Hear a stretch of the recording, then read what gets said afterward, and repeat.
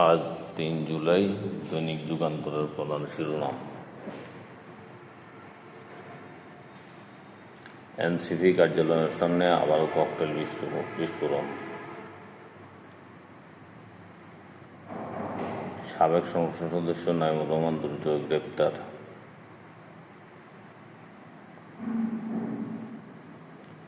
PR পদ্ধতি নিয়ে জটিল সমীকরণ, রাজনীতিতে জাতীয় সংসদ নির্বাচন। শেখ হাসিনার প্রথম সাজা, আদালত অবমাননায় ৬ মাসের কারাদণ্ড।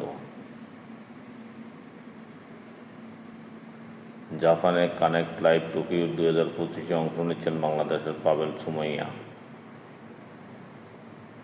হাত পাকার সমাবেশে বিএনপির বিরুদ্ধে ষড়যন্ত্রের প্রমাণ, ফারুক।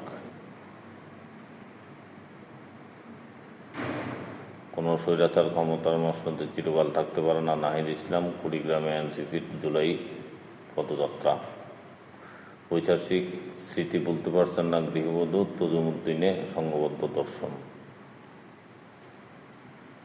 আন্দোলনের মুখে ফতিয়া থানার ওসিকে প্রত্যাহার।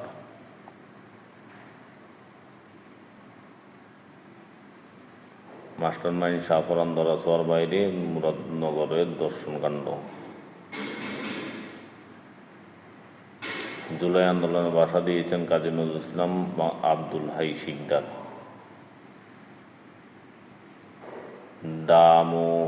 দামুড়হুদা সীমান্তে বিএসএফের গুলিতে যুবক নিহত।